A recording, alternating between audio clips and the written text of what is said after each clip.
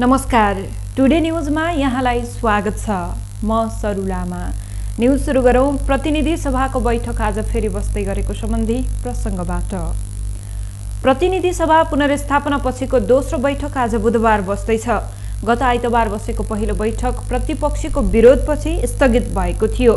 आजको बैठकमा विभिन्न 7 वटा अध्यादेश पेश गर्ने सम्भावित कार्यसूची रहेको सचिवालयले जनाएको छ। यसअघि यही फागुन 23 गते संवैधानिक परिषद सम्बन्धी अध्यादेशको विरोध गर्दै प्रमुख प्रतिपक्षी दल नेपाली कांग्रेसले बैठक अवरुद्ध पारेको थियो। तत्कालीन नेकपाको माधव प्रचण्ड पक्षका सांसदले पनि बैठक बहिष्कार गरेका थिए। विरोधपछि सभामुख अग्नि सापकोटाले बैठक फागुन 25 गतेसम्मको लागि स्थगन गरी फागुन 26 गतेका लागि अर्को बैठक बोलाएका थिए। संघीय संसद सचिवालयले सार्वजनिक गरेको कार्यसूची अनुसार आजको बैठकमा गृहमन्त्री रामबहादुर थापा बादलले नेपाल प्रहरी र प्रदेश प्रहरी कार्यालय सञ्चालन, सुपरिवेक्षण र समन्वय पहिलो संशोधन, सामाजिक सुरक्षा पहिलो संशोधन, तेजाब तथा अन्य घातक रासायनिक पदार्थ नियमन अध्यादेश पेश गर्ने कार्यक्रम रहेको छ। यस्तै कानून, न्याय तथा संसदीय मामिला मन्त्री लीलानाथ श्रेष्ठले फौजदारी कसुर तथा फौजदारी कार्यविधि सम्बन्धी केही ऐन संशोधन गर्ने अध्यादेश, यौन हिंसा विरुद्धको केही ऐनलाई संशोधन गर्ने अध्यादेश र बेपत्ता पारिएका व्यक्तिको छानबिन, सत्य निरूपण तथा मेलमिलाप आयोग तेस्रो संशोधन अध्यादेश पेश गर्ने सम्भावित कार्यसूची रहेको संसद सचिवालयले जनाएको छ। आजको बैठकमा स्वास्थ्य तथा जनसङ्ख्या मन्त्री हृदय त्रिपाठीले औषधि तेस्रो संशोधन अध्यादेश समेत पेश गर्ने बताइएको छ। यस्तै आजको कार्यसूचीमा पूर्व तथा बहालवाला गरी 14 सांसदको निधनमा शोक प्रस्ताव प्रस्तुत गर्ने विषय पनि समावेश छ। निर्वाचन आयोगले नेकपा, एमाले र माओवादी केन्द्र अलग अलग पार्टी रहेको पत्र संसद सचिवालयलाई पठाएको छ।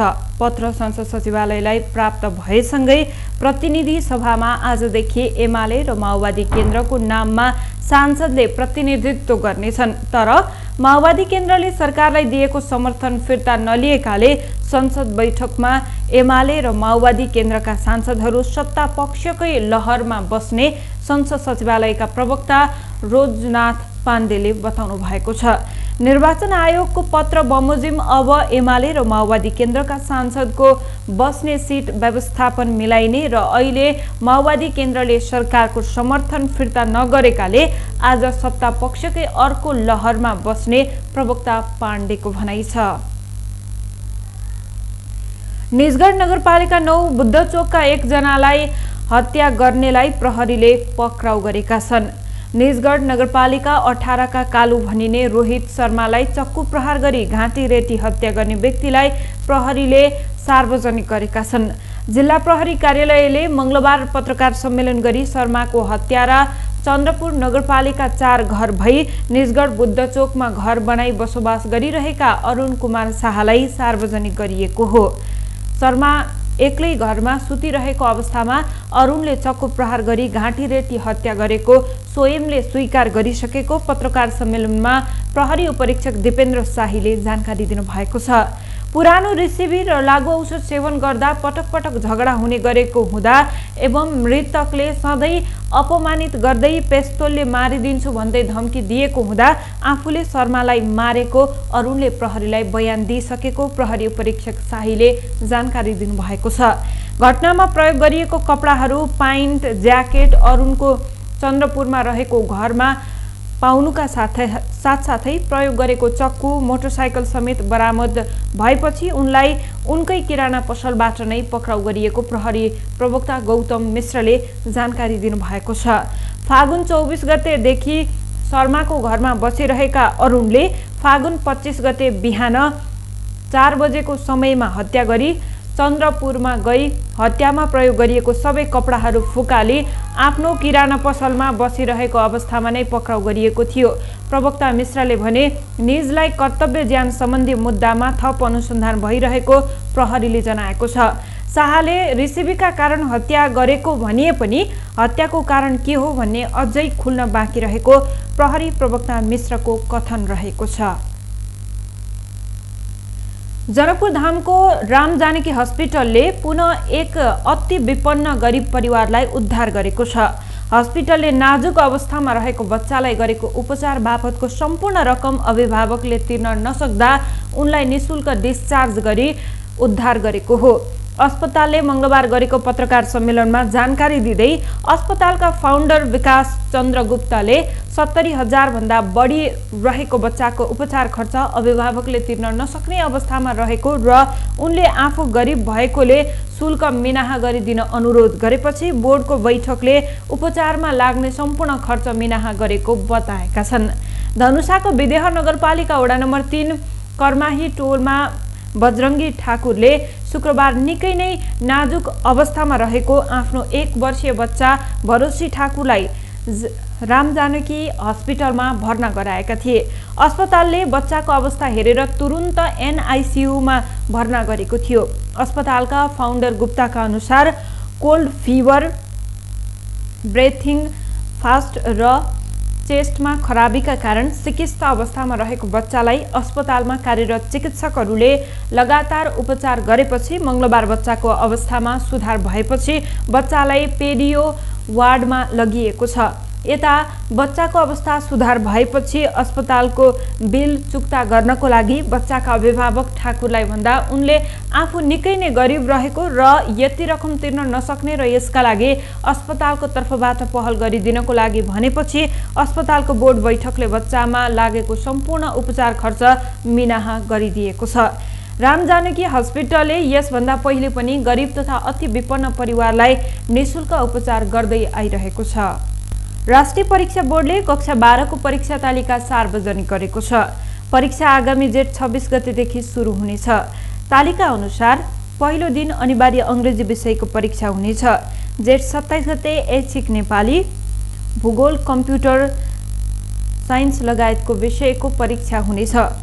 Physics, political science, home science, hotel management लगायतको विषयको परीक्षा जेठ 28 गते हुने राष्ट्रिय परीक्षा बोर्डले प्रकाशित गरेको परीक्षा तालिकामा उल्लेख छ। मंगलबार बसेको राष्ट्रिय परीक्षा बोर्डको बैठकले कक्षा 12 को परीक्षा आगामी जेठ 26 गतेदेखि असार 4 गतेसम्म सञ्चालन गर्ने निर्णय गरेको थियो। रौतहट जिल्लाको राजदेवी नगरपालिका वडा नम्बर 9 ब्रह्मपुरीबाट सशस्त्र प्रहरीको गस्ती टोलीले मदिराको कारोबार गर्ने 3 जनालाई पक्राउ गरेको छ। सशस्त्र प्रहरी बल नेपाल नम्बर 11 गढ हेकुवा रौतहटबाट खटिएर गएको टोलीले जिल्ला रौतहट राजदेवी नगरपालिका 9 ब्रह्मपुरी स्थित चेक जाँच गर्ने क्रममा अवैध रूपमा नेपालबाट भारततर्फ मूल्य रु 32,000 बराबरको 40 कार्टुन सोफी मदिरा लैजाँदै गरेको अवस्थामा उक्त व्यक्तिलाई सोफी मदिरा सहित नियन्त्रणमा लिएको गणका प्रमुख सशस्त्र प्रहरी परीक्षक सूरज सेन वलीले जानकारी दिनुभएको छ। नेपालमा सस्तो पाउने सोफी मदिरा भारतमा चर्को मूल्यमा बिक्री हुने गरेकोले मदिराको कारोबारमा नेपाली तथा भारतीय युवाहरू संलग्न भएको छ। नेपालबाट भारतमा मदिरा लैजाँदै गरेको अवस्थामा स्थानीय जिल्ला रौतहट राजदेवी नगरपालिका 9 बस्ने वर्ष 40 को असरत महत्तो, वर्ष 24 को श्री महत्तो र वर्ष 17 को एजु महत्तो पक्राउ परेकोमा कारबाहीको लागि जिल्ला भन्सार कार्यालय गौरमा बुझाइएको छ। बंगलादेशबाट खरिद गरिएको रासायनिक मल वीरगञ्ज भन्सारमा आइपुगेको छ।